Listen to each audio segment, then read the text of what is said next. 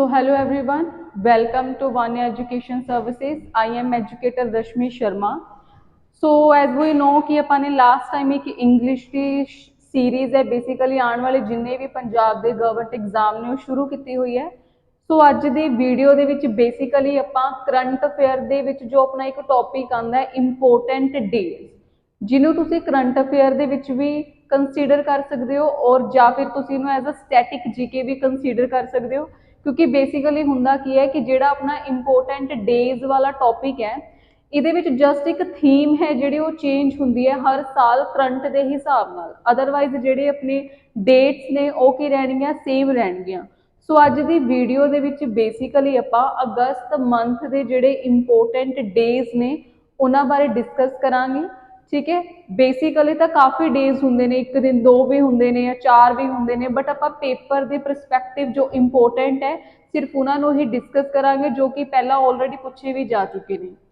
सो अपना सब तो पहला जिहड़ा क्वेश्चन है दैट इज़ अगस्त 1 कि 1 अगस्त नूं आपां किहड़ा डे है जिहड़ा ऑब्जर्व करते हैं। सो 1 अगस्त नूं आपां वर्ल्ड लंग कैंसर डे है जो ऑब्जर्व करते हैं। ठीक है, किहड़ा डे हुंदा world lung cancer day, lungs मतलब फेफड़े। हुण इसकी जिहड़ी थीम है 2023 के अकॉर्डिंग 2023 की अगर आप थीम की गल करते हैं that is quitting smoking and tobacco. Quitting smoking and tobacco ये 2023 की थीम है। हुण बेसिकली जिहड़ी थीम है हरेक दिन की नहीं होएगी, कुछ इंपोर्टेंट डेज की ही थीम है जिहड़ी आपां नूं दित्ती जाती है और पेपर दे विच या तां तुहानूं सिंपल पूछ सकते हैं कि वर्ल्ड लंग कैंसर डे आप कदों ऑब्जर्व करते हैं 1 अगस्त या फिर 2023 की इसकी थीम की सी। ठीक है, so this is a lungs. हुण इस तो बाद आप लंग्स बारे कुछ बेसिक थोड़े फैक्ट है वो पढ़ांगे। जिवें ते सब तो पहला लिखिया lungs are the only organ that can float on water, कि जिहड़े अपने लंग्स ने फेफड़े ने ये अपनी बॉडी का सिर्फ कला एवें दा हिस्सा ने, कल्ले एवें दे अंग ने, ऑर्गन ने जो कि पानी के उपर बेसिकली की कर सकते हैं, फ्लोट मतलब कि पानी के उपर तैर सकते हैं। अगला क्वेश्चन है the right lung is bigger than the left lung, कि जिहड़ा अपना राइट लंग हुंदा है, राइट सज्जा, वो लैफ्ट तो बेसिकली की हुंदा थोड़ा जा वड्डा हुंदा है। ये तुहानूं साइंस दे विच पुछया जा सकता है। अगला क्वेश्चन है एजमा, अस्थमा जिन्हों आपां बोलते हैं, अस्थमा भी बेसिकली किस बॉडी पार्ट को अफेक्ट करता है, दैट इज अ लंग्स। और अगर आप अस्थमा की गल करिए, अस्थमा बेसिकली एक किस तरह की बीमारी है, that is a fungal disease. ठीक है, तुसीं ये भी याद रख सकते हो कि जो अस्थमा है वो किस तरह की बीमारी है, फंगल डिसीज है। सो ये कुछ अपने इंपोर्टेंट फैक्ट ने जो कि तुसीं नाल नाल कवर करते जाओ, तुहानूं साइंस या फिर एज अ स्टैटिक जीके पूछे जा सकते हैं। बेसिकली फेफड़ियां की गिनती कितनी होंदी है, 2, ते लंग्स ने जिहड़े अपनी बॉडी का ओनली ऑर्गन है जो कि पानी के उपर की है तैर सकते हैं। तो जिहड़ा अपना राइट लंग हुंदा बेसिकली वो वड्डा हुंदा किहदे नालों, लैफ्ट लंग दे नालों। और जो एजमा है ये भी बेसिकली किस नूं अफेक्ट करता है, लंग्स नूं। ठीक है जी, और एजमा किस तरह की बीमारी है, that is a fungal disease.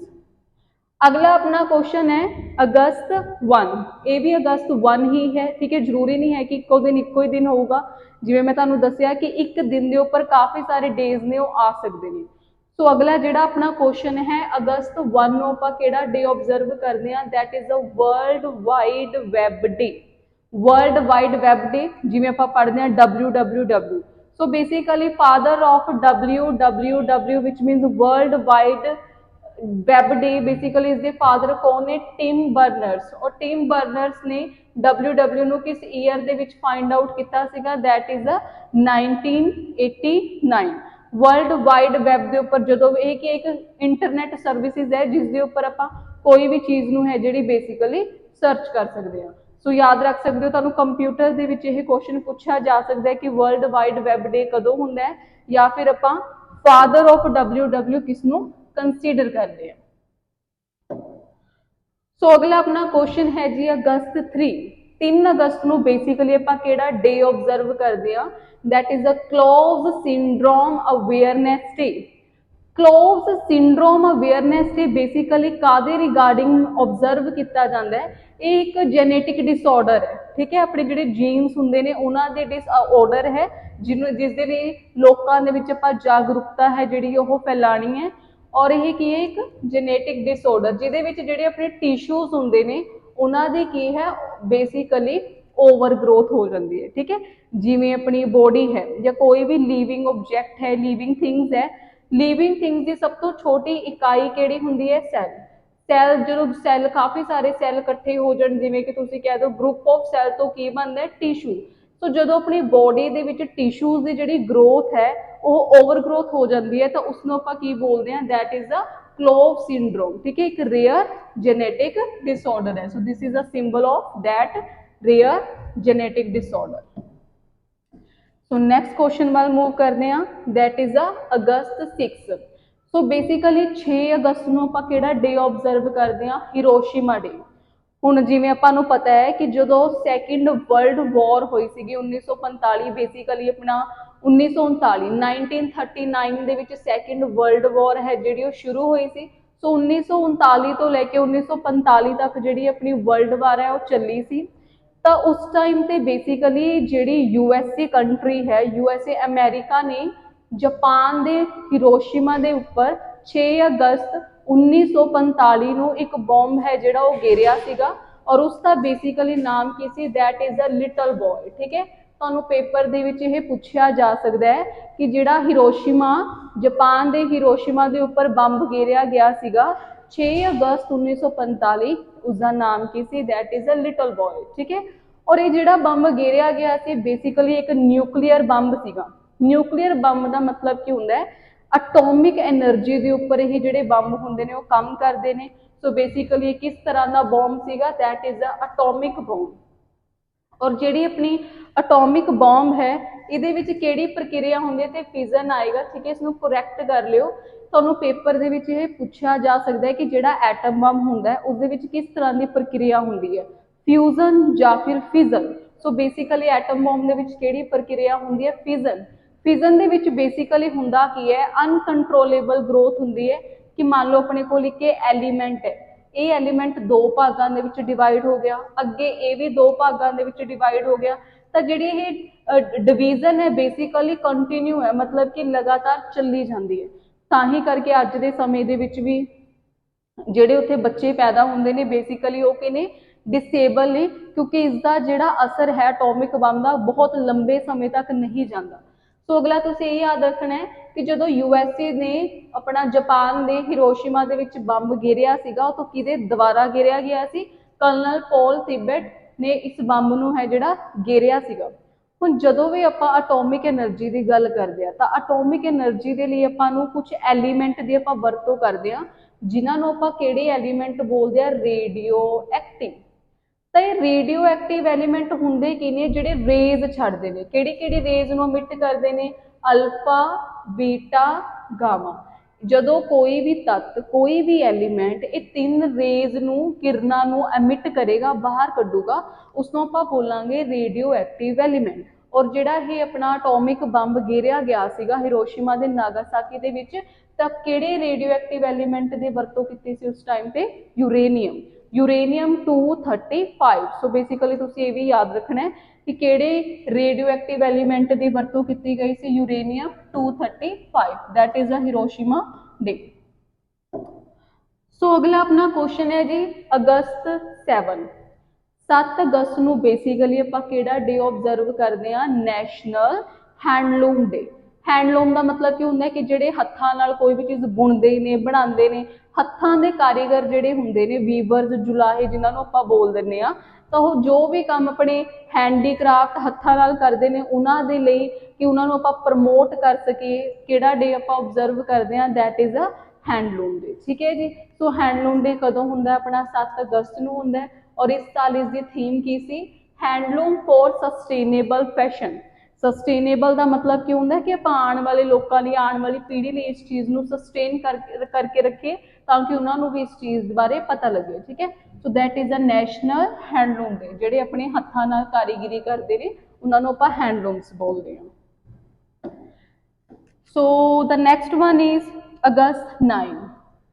ਹੁਣ ਦੇਖੋ 9 ਅਗਸਤ ਨੂੰ ਬੇਸਿਕਲੀ ਕਿਹੜਾ ਦਿਨ ਆਬਜ਼ਰਵ ਕੀਤਾ ਜਾਂਦਾ ਹੈ, that is a quit India movement ਡੇ।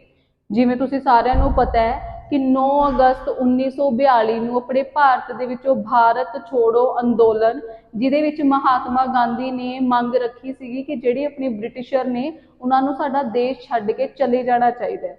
ਸੋ ਅਗਸਤ 9 ਨੂੰ ਆਪਾਂ ਕੁਇਟ ਇੰਡੀਆ ਮੂਵਮੈਂਟ ਡੇ ਹੈ ਜਿਹੜਾ ਆਬਜ਼ਰਵ ਕਰਦੇ ਹਾਂ। ਔਰ ਇਹ ਮੂਵਮੈਂਟ ਕਦੋਂ ਲਾਗੂ ਕੀਤਾ ਗਿਆ ਸੀ? 9 ਅਗਸਤ 1945। ਔਰ ਤੁਹਾਨੂੰ ਪੇਪਰ ਦੇ ਵਿੱਚ ਹਿਸਟਰੀ ਦੇ ਪਰਸਪੈਕਟਿਵ ਇਹ ਕੁਐਸਚਨ ਪੁੱਛਿਆ ਜਾ ਸਕਦਾ ਹੈ ਕਿ ਬੇਸਿਕਲੀ ਜਿਹੜਾ ਕੁਇਟ ਇੰਡੀਆ ਮੂਵਮੈਂਟ ਹੈ ਇਹ ਕਿਸ ਸੈਸ਼ਨ ਦੇ ਵਿੱਚ ਇਸ ਦੀ ਸ਼ੁਰੂਆਤ ਹੋਈ ਸੀ? So that is a Bombay session. ਔਰ ਇਸ ਦੀ ਸ਼ੁਰੂਆਤ ਕੀਤੀ ਕਿਹਨੇ ਸੀਗੀ? ਮਹਾਤਮਾ ਗਾਂਧੀ ਨੇ। ਸੋ ਕੁਇਟ ਇੰਡੀਆ ਮੂਵਮੈਂਟ ਹੈ ਜਿਹੜਾ ਬੇਸਿਕਲੀ ਬੰਬੇ ਸੈਸ਼ਨ ਦੇ ਵਿੱਚ ਇਸ ਦੀ ਸ਼ੁਰੂਆਤ ਹੈ ਜਿਹੜੀ ਕੀਤੀ ਗਈ ਸੀ। ਔਰ ਕਿਸ ਦੇ ਦੁਆਰਾ ਕੀਤੀ ਗਈ ਸੀ? ਕਿ ਮਹਾਤਮਾ ਗਾਂਧੀ ਦੇ ਦੁਆਰਾ। ਉਸ ਤੋਂ ਬਾਅਦ ਆਪਣਾ ਇੱਕ ਸਲੋਗਨ ਨਾਰਾ ਵੀ ਆਇਆ ਸੀਗਾ ਜਿਹਦਾ ਨਾਮ ਸੀ ਕੁਇਟ ਇੰਡੀਆ। ਸੋ ਬੇਸਿਕਲੀ ਕਾਫੀ ਪੁਆਇੰਟਸ ਨੇ ਜਿੱਥੇ ਕੁਇਟ ਇੰਡੀਆ ਹੀ ਲਿਖਿਆ ਆਉਂਦਾ ਹੈ ਤਾਂ ਉਸਦੇ ਜੋ ਪਰਸਨ ਨੇ ਉਹ ਡਿਫਰੈਂਟ ਐਸੋਸੀਏਟਡ ਦੇ, ਠੀਕ ਹੈ। ਜਿਵੇਂ ਇੱਥੇ ਲਿਖਿਆ ਕੁਇਟ ਇੰਡੀਆ ਸਲੋਗਨ, ਜਿਹੜਾ ਇਹ ਸਲੋਗਨ ਹੈ, ਨਾਰਾ ਹੈ, ਇਹ ਕਿਹਦੇ ਦੁਆਰਾ ਦਿੱਤਾ ਗਿਆ ਸੀ? ਇੱਕ ਕਾਂਗਰਸ ਲੀਡਰ ਸੀ ਯੂਸੁਫ ਮੇਹਰ ਅਲੀ। ਬੇਸਿਕਲੀ ਇਹਨਾਂ ਦਾ ਜ਼ਿਆਦਾ ਜ਼ਿਕਰ ਨਹੀਂ ਕੀਤਾ ਜਾਂਦਾ ਆਪਣੀ ਹਿਸਟਰੀ ਦੇ ਵਿੱਚ, ਬਟ ਯੂਸੁਫ ਮੇਹਰ ਅਲੀ ਨੇ ਕੁਇਟ ਇੰਡੀਆ ਮੂਵਮੈਂਟ ਜਿਹੜਾ ਹੈ ਇਹ ਨਾਰਾ ਹੈ ਉਹ ਦਿੱਤਾ ਸੀਗਾ। ਉਸ ਤੋਂ ਬਾਅਦ ਅਗਰ ਆਪਾਂ ਗੱਲ ਕਰੀਏ ਕਿ ਜਿਹੜਾ ਆਪਣਾ ਕੁਇਟ ਇੰਡੀਆ ਰੈਜ਼ੋਲਿਊਸ਼ਨ ਸੀ, ਇਹ ਰੈਜ਼ੋਲਿਊਸ਼ਨ ਕਿਸ ਦੇ ਦੁਆਰਾ ਡਰਾਫਟ ਕੀਤਾ ਗਿਆ ਸੀਗਾ? ਜਵਾਹਰ ਲਾਲ ਨਹਿਰੂ ਦੁਆਰਾ। ਅਗਰ ਤਾਂ ਤੁਹਾਨੂੰ ਪੁੱਛਿਆ ਜਾਏ ਸੈਸ਼ਨ ਸ਼ੁਰੂ ਕੀਤਾ ਸੀਗਾ ਮਹਾਤਮਾ ਗਾਂਧੀ ਨੇ। ਇਹਨੂੰ ਆਪਾਂ ਬੇਸਿਕਲੀ ਕਿਉਂਕਿ ਅਗਸਤ ਮਹੀਨੇ ਦੇ ਵਿੱਚ ਸ਼ੁਰੂ ਹੋਇਆ ਸੀ, ਇਹਨੂੰ ਅਗਸਤ ਅੰਦੋਲਨ ਵੀ ਬੋਲ ਦਿੰਦੇ ਆ, ਔਰ ਦੂਜਾ ਇਹਨੂੰ ਸਿਵਲ ਡਿਸਓਬੀਡੈਂਸ ਵੀ ਬੋਲ ਦਿੰਦੇ ਆ, ਤੀਜਾ ਇਹਨੂੰ ਭਾਰਤ ਛੋੜੋ ਅੰਦੋਲਨ ਬੋਲਦੇ ਆ, ਠੀਕ ਹੈ। ਅਗਲਾ ਆਪਣਾ ਕੁਐਸਚਨ ਹੈ ਕਿ ਜਦੋਂ ਆਪਣਾ ਕੁਇਟ ਇੰਡੀਆ ਮੂਵਮੈਂਟ ਬਹੁਤ ਹੀ ਜ਼ਿਆਦਾ ਪੀਕ ਦੇ ਉੱਪਰ ਸੀ, ਬੇਸਿਕਲੀ ਇੱਕ ਲੇਡੀ ਸੀ ਜਿਨ੍ਹਾਂ ਦਾ ਨਾਮ ਸੀ ਅਰੁਣਾ ਅਸਫ ਅਲੀ। ਅਰੁਣਾ ਅਸਫ ਅਲੀ ਨੇ ਬਹੁਤ ਹੀ ਵੱਧ ਚੜ ਕੇ ਇਸ ਅੰਦੋਲਨ ਦੇ ਵਿੱਚ ਹਿੱਸਾ ਲਿੱਤਾ ਸੀ। ਇਸ ਕਰਕੇ ਇਹਨਾਂ ਨੂੰ grand old lady of independence India ਨਾਲ ਵੀ ਜਾਣਿਆ ਜਾਂਦਾ ਹੈ, ਠੀਕ ਹੈ। ਸੋ ਤੁਹਾਨੂੰ ਇਹ ਨਿਕਨੇਮਸ ਜਿਵੇਂ ਕਈ ਵਾਰ ਪੁੱਛ ਲੈਂਦੇ ਨੇ, ਨਿਕਨੇਮਸ ਵਾਲਾ ਇੱਕ ਟੌਪਿਕ ਆਉਂਦਾ ਹੈ ਕਿ grand old lady of independence basically ਕਿਹਨੂੰ ਕਿਹਾ ਜਾਂਦਾ ਹੈ? That is Aruna Asaf Ali. ਤੁਸੀਂ ਮੈਨੂੰ ਦੱਸਣਾ ਹੈ ਕਿ grand old man of India ਕਿਸ ਨੂੰ ਬੋਲਦੇ ਆ, ਠੀਕ ਹੈ। ਸੋ ਬੇਸਿਕਲੀ ਜੋ ਅਰੁਣਾ ਅਸਫ ਅਲੀ ਹੈ ਉਹਨਾਂ ਨੇ ਕੁਇਟ ਇੰਡੀਆ ਮੂਵਮੈਂਟ ਦੀ ਜਿਹੜੀ ਸ਼ੁਰੂਆਤ ਹੈ ਉਹ ਝੰਡਾ ਲਹਿਰਾ ਕੇ ਕਿੱਥੋਂ ਸ਼ੁਰੂ ਕੀਤੀ ਸੀ? ਗਵਾਲੀਅਰ ਟੈਂਕ ਗਰਾਊਂਡ ਤੋਂ। ਸੋ ਗਵਾਲੀਅਰ ਟੈਂਕ ਗਰਾਊਂਡ ਤੋਂ ਅਰੁਣਾ ਅਸਫ ਅਲੀ ਵੂਮੈਨ, ਜਿਨ੍ਹਾਂ ਨੂੰ grand old lady of independence ਦੇ ਨਾਮ ਨਾਲ ਜਾਣਿਆ ਜਾਂਦਾ ਹੈ, ਉਹਨਾਂ ਨੇ ਕੁਇਟ ਇੰਡੀਆ ਮੂਵਮੈਂਟ ਦੀ ਸ਼ੁਰੂਆਤ ਕੀਤੀ ਸੀ, ਠੀਕ ਹੈ ਜੀ। ਸੋ ਵੱਧਦੇ ਹਾਂ ਅਗਲੇ ਕੁਐਸਚਨ ਦੇ ਵੱਲ। ਦੈਟ ਇਜ਼ ਅਗਸਤ 9। ਸੋ 9 ਅਗਸਤ ਨੂੰ ਬੇਸਿਕਲੀ ਜਿਵੇਂ ਆਪਾਂ ਨੇ ਪੜ੍ਹਿਆ 6 ਅਗਸਤ ਨੂੰ ਤਾਂ ਆਪਾਂ ਹਿਰੋਸ਼ੀਮਾ ਡੇ ਆਬਜ਼ਰਵ ਕਰਦੇ ਹਾਂ। ਤਾਂ ਯੂਐਸਏ ਨੇ ਸੈਕੰਡ ਵਰਲਡ ਵਾਰ ਦੇ ਦੌਰਾਨ ਜਾਪਾਨ ਦੇ ਉੱਪਰ ਬੇਸਿਕਲੀ 2 ਬੰਬ ਗੇਰੇ ਸੀਗੇ। ਇੱਕ ਤਾਂ ਹਿਰੋਸ਼ੀਮਾ ਦੇ ਵਿੱਚ ਗੇਰਿਆ ਸੀ, ਇੱਕ ਗੇਰਿਆ ਸੀ ਨਾਗਾਸਾਕੀ ਦੇ ਵਿੱਚ। ਜਿਹੜਾ ਹਿਰੋਸ਼ੀਮਾ ਦੇ ਉੱਪਰ ਬੰਬ ਗੇਰਿਆ ਗਿਆ ਸੀਗਾ ਉਸਦਾ ਨਾਮ ਸੀ ਲਿਟਲ ਬॉय, ਔਰ ਜਿਹੜਾ ਨਾਗਾਸਾਕੀ ਦੇ ਉੱਪਰ ਬੰਬ ਗੇਰਿਆ ਸੀ ਉਸਦਾ ਨਾਮ ਕੀ ਸੀ? ਫੈਟ ਮੈਨ, ਠੀਕ ਹੈ। ਸੋ ਇਹ ਦੋਨਾਂ ਦਾ ਨਾਮ ਪੇਪਰ 'ਚ ਪੁੱਛਿਆ ਜਾ ਸਕਦਾ ਹੈ ਕਿ ਜਿਹੜਾ ਆਪਣਾ ਲਿਟਲ ਬॉय ਹੈ ਉਹ ਹਿਰੋਸ਼ੀਮਾ ਦੇ ਉੱਪਰ ਗੇਰਿਆ ਗਿਆ ਸੀਗਾ ਔਰ ਫੈਟਮੈਨ ਨਾਗਾਸਾਕੀ 9 ਅਗਸਤ 1945, ਠੀਕ ਹੈ ਜੀ। ਸੋ ਇਹ ਚੀਜ਼ ਵੀ ਤੁਸੀਂ ਯਾਦ ਰੱਖਣੀ ਹੈ।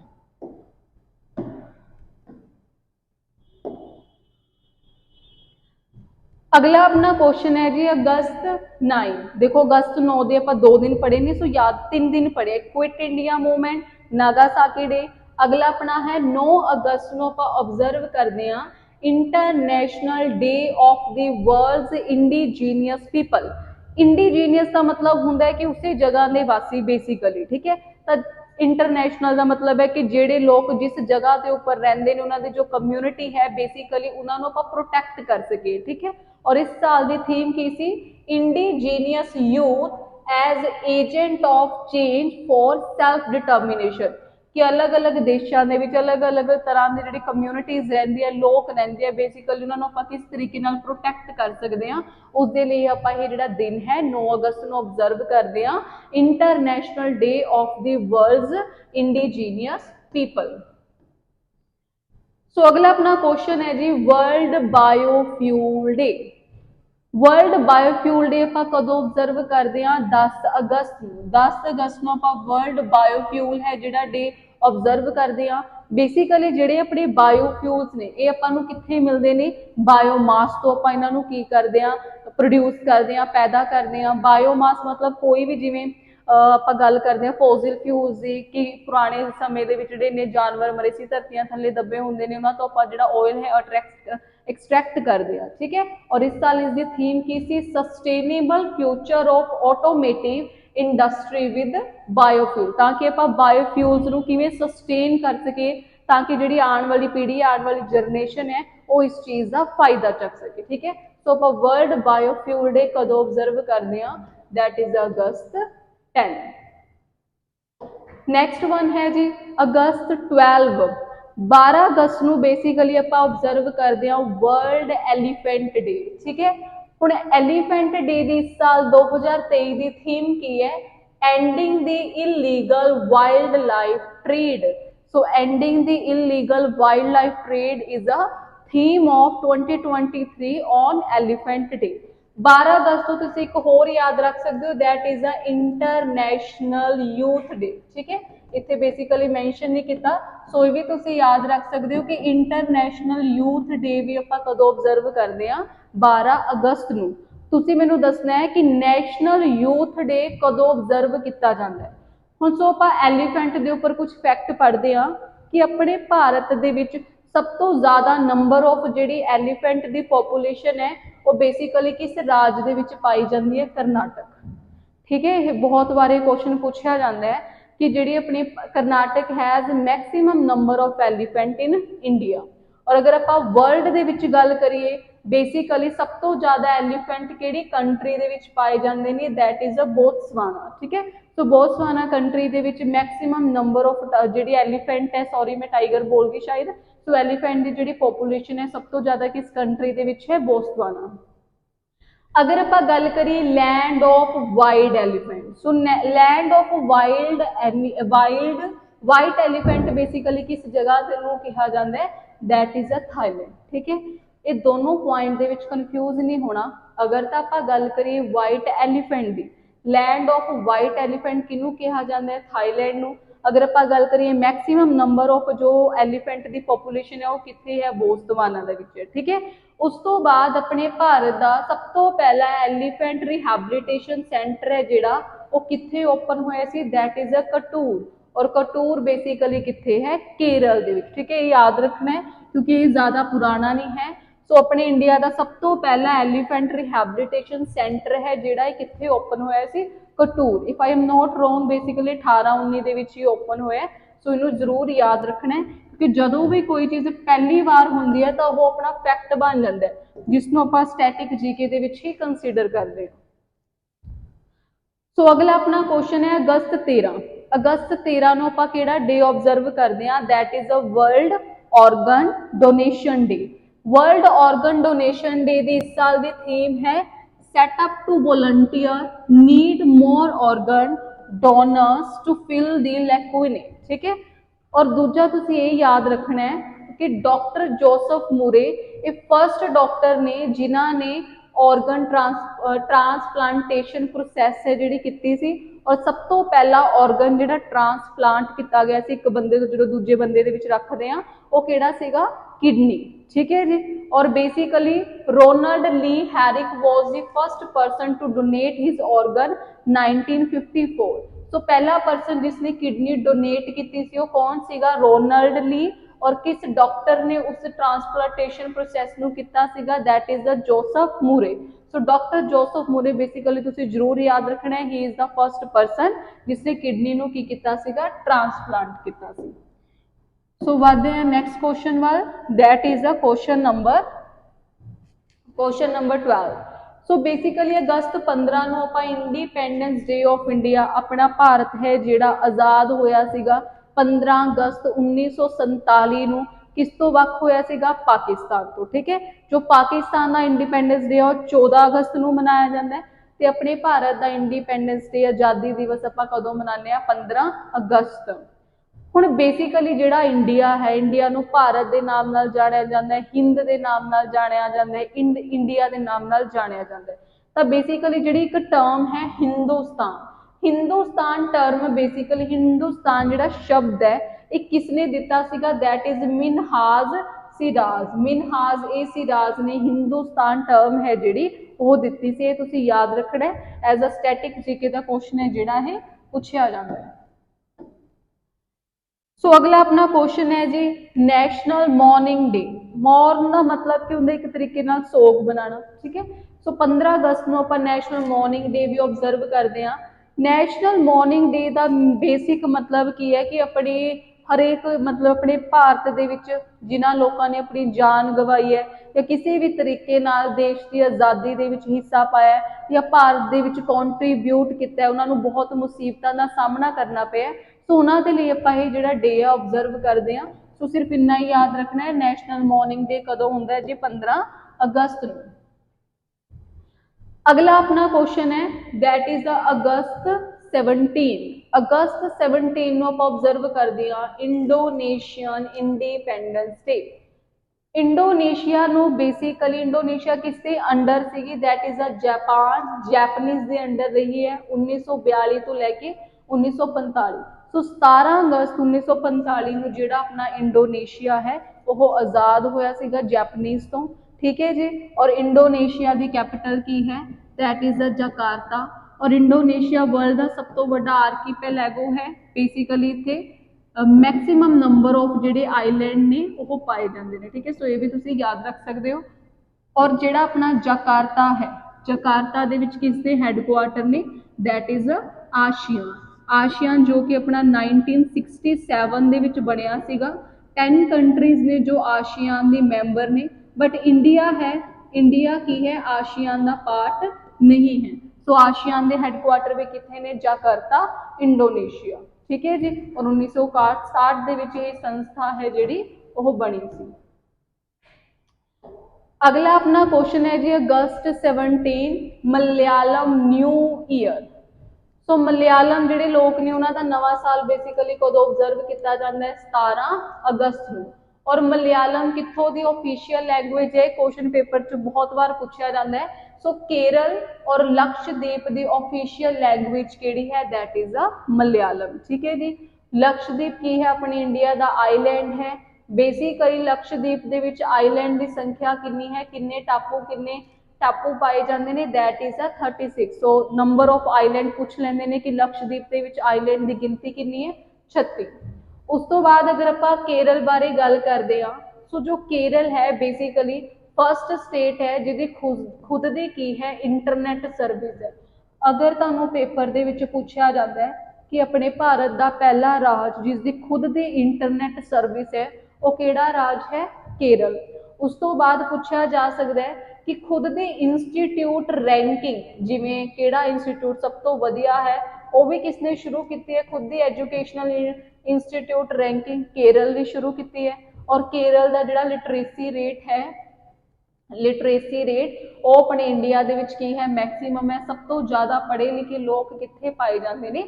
केरल। और दूजा तुसीं याद रख सकते हो कि जो पहली बार वोटर बजट है, बजट ऑफ वोटर सब तो पहली बार किहड़े राज ने अपने भारत दे विच पेश किया है? तो तुहाडा राइट आंसर की बनेगा? केरल। सो केरल बारे ये थोड़े इंपोर्टेंट फैक्ट है जिहड़े तुसीं याद रख सकते हो। सब तो पहला राज जिसकी खुद की इंटरनेट सर्विस है, मैक्सीमम लिटरेसी रेट है, इंस्टीट्यूट रैंकिंग है और पहला राज है जिन्हें कि वोटर बजट है जिहड़ा वो पेश किया सीगा। अगला अपना क्वेश्चन है जी 19 अगस्त। 19 अगस्त को आप वर्ल्ड ह्यूमैनिटेरियन डे है जो ऑबजर्व करते हैं, इंसानियत बोलते हैं आप। सो इसकी थीम की सी? No matter what. सो इसकी सिर्फ तुसी थीम याद रखनी है। और वर्ल्ड ह्यूमैनिटेरियन डे कदों ऑबजर्व किया जाता है? 19 अगस्त को। अगला है जी 17वां क्वेश्चन दैट इज अगस्त 19। सो अगस्त 19 को आप किहड़ा डे ऑबजर्व करते हैं? World photography day. तो इस साल इसकी थीम की सी? लैंडस्केप। सो सिंपल इसकी थीम याद रखनी है। वर्ल्ड फोटोग्राफी डे है बेसिकली ये 19 अगस्त को है जिहड़ा मनाया जाता है। अगला अपना क्वेश्चन है 20 अगस्त। 20 अगस्त को बेसिकली आप किहड़ा डे ऑबजर्व करते हैं? That is a world mosquito day.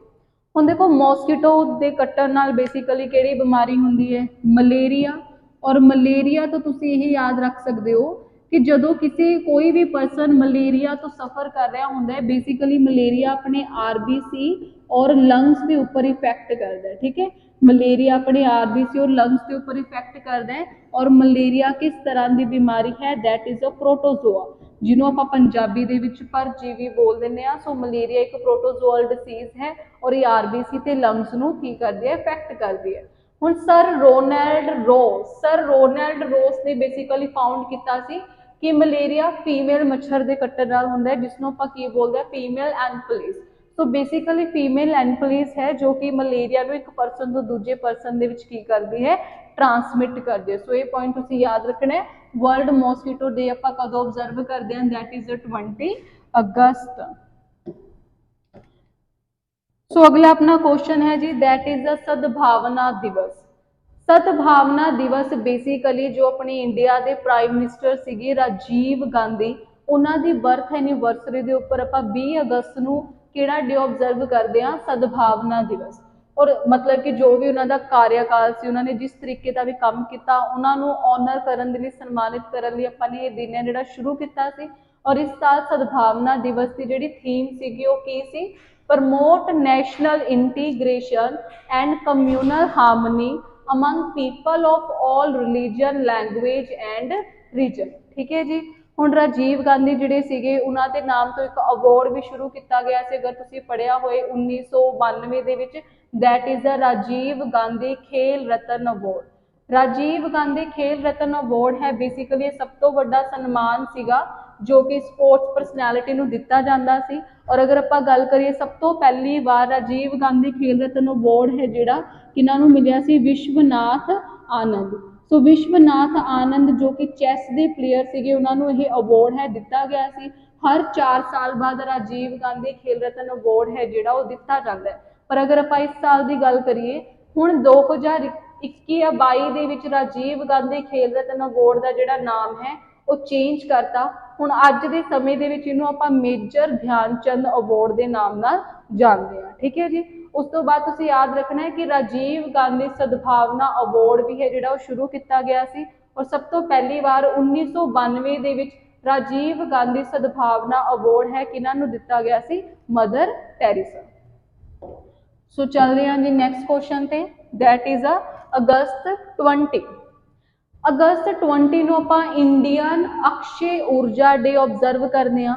Indian Akshay ऊर्जा डे का बेसिक मतलब की है कि जिहड़ी अपनी रिन्यूएबल एनर्जी है, सोलर एनर्जी है, किस तरीके नाल आपां ऊर्जा नूं, एनर्जी नूं प्रमोट कर सकते हैं आने वाले समय दे विच। और इस साल इसकी थीम की है, future is green energy and renewable energy, ताकि आप रिन्यू कर सके उस ऊर्जा को दोबारा तो की है आप यूज कर सके, यूटिलाइज कर सके। सो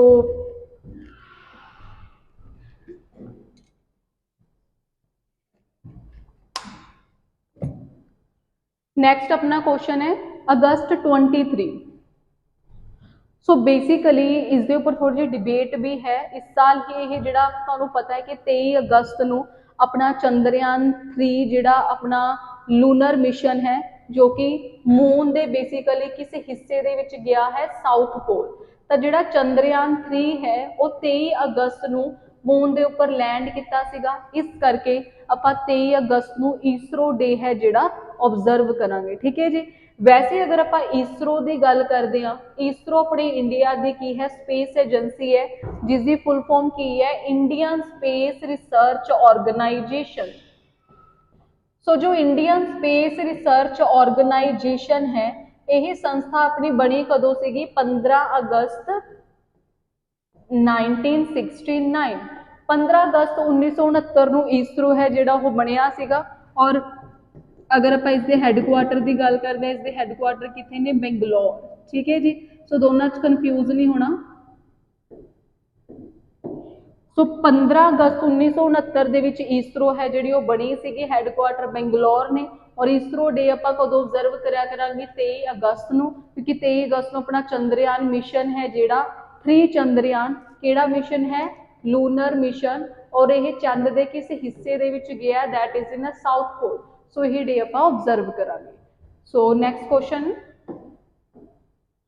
सो नैक्सट क्वेश्चन है जी अगस्त 26 26 अगस्त ਨੂੰ बेसिकली ਆਪਾਂ वूमेन इक्वालिटी डे ऑब्जर्व करते हैं क्योंकि अपनी 1919 ਦੇ ਵਿੱਚ ਕਾਂਗਰਸ ਨੇ बेसिकली ਇੱਕ ਅਮੈਂਡਮੈਂਟ मतलब ਅਮੈਂਡਮੈਂਟ ਹੋਈ ਸੀ ਕਿ ਜਿਹੜੀ ਵੂਮਨਸ ਨੇ ਉਹਨਾਂ ਨੂੰ ਵੀ ਕੀ ਇਕੁਆਲਿਟੀ ਮਿਲਣੀ ਚਾਹੀਦੀ ਹੈ मतलब ਵੋਟ ਪਾਉਣ ਦਾ ਅਧਿਕਾਰ ਮਿਲਣਾ ਚਾਹੀਦਾ ਹੈ ਸੋ बेसिकली अपनी ਜਿਹੜੀ 19ਵੀਂ ਅਮੈਂਡਮੈਂਟ ਹੈ किस चीज़ ਦੇ ਨਾਲ ਰਿਲੇਟ ਕਰਦੀ ਹੈ woman the right to vote इस करके ਆਪਾਂ अगस्त 26 ਨੂੰ ਵੂਮਨ ਇਕੁਆਲਿਟੀ ਡੇ है ਜਿਹੜਾ ऑब्जर्व करते हैं और इंटरनेशनल वूमेन डे ਆਪਾਂ ਕਦੋਂ ऑब्जर्व करते हैं अगर ਆਪਾਂ ਗੱਲ ਕਰੀਏ इंटरनेशनल वूमेन डे तो इंटरनेशनल वूमेन डे अपना होंगे 8 मार्च ਨੂੰ और अगर ਆਪਾਂ ਗੱਲ करिए national women day national women day so national women day अपना कदों होंगे जी दैट इज 13 फरवरी ਨੂੰ सरोजनी नायडू जिन्होंने नाइटगेल ऑफ इंडिया के नाम नाल जानिया जाता है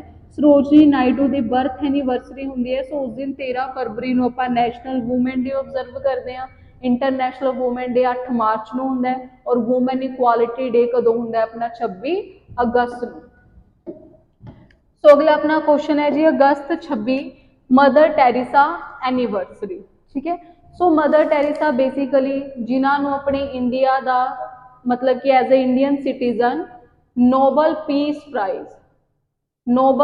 प्राइज दिता गया सीगा Nobel peace prize so Mother Teresa basically Mother Teresa का जन्म होया सीगा 1910 दे विच इन्हां कोल बहुत सारी कंट्रीज की सिटीजनशिप सी अगर आप इन्हां दे जन्म की गल करते कित्थे होया सी स्कॉपजे बेसिकली नॉर्थ मैसेडोनिया की कैपिटल है जो कि एक यूरोपियन कंट्री है और mother Teresa first female of India है फर्स्ट फीमेल ऑफ इंडिया जिन्होंने नोबल पीस प्राइज दिता गया सीगा 1989 दे विच ठीक है जी सो याद रखना first female of India to get Nobel peace prize is a Mother Teresa ठीक है जी सो नेक्स्ट क्वेश्चन है अपना that is a national sports day national sports day basically आप ऑब्जर्व करते हैं 29 अगस्त ਨੂੰ क्योंकि ਤੁਹਾਨੂੰ पता है कि magician that is a major Dhyanchand जिन्होंने मैजिशियन ऑफ हॉकी का जादूगर कहा जाता है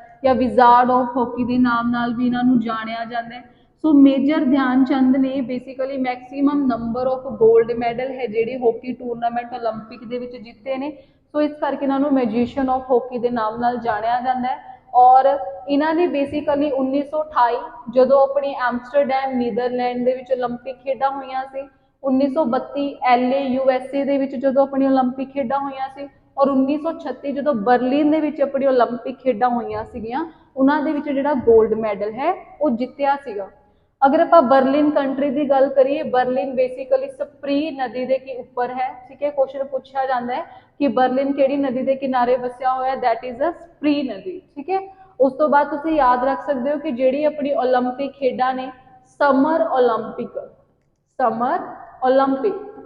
ओलंपिक बेसिकली अपनी कदों शुरू हुई 1896 जिन्होंने आप मॉडर्न ओलंपिक के नाम नाल भी जानते हैं और 1896 अपनी ओलंपिक खेडा कितने शुरू हुई ग्रीस की कैपिटल की है एथेंस ठीक है हुण अपनी समर ओलंपिक होंदियां ने विंटर ओलंपिक ने पैरा ओलंपिक ने यूथ ओलंपिक ने सो बेसिकली सारी ओलंपिक के विचों जिहड़ी अपनी पैरा ओलंपिक खेडा होंदियां ने इन्हों इंटरनेशनल ओलंपिक कमेटी है जो बेसिकली वो कंडक्ट नहीं करवाती ठीक है तुसी याद रखना है सो अपनी समर ओलंपिक शुरू हुई 1896 ग्रीस की कैपिटल एथेंस और मेजर ध्यानचंद जी ने 3 अपने जिहड़े मैडल्स जिते ने गोल्ड मैडल ही 3 ओलंपिक खेडों के दौरान जिते सी इन्हां दा तुसी नाम याद रखना कि ये खेडा किस साल कित्थे हुई सीगियां लास्ट अपना क्वेश्चन है जी अगस्त 29 ਨੂੰ ਆਪਾਂ ओनम है जिहड़ा वो ऑब्जर्व करते हैं ओनम बेसिकली एक त्यौहार है जो कि कितने ऑब्जर्व किया जाता है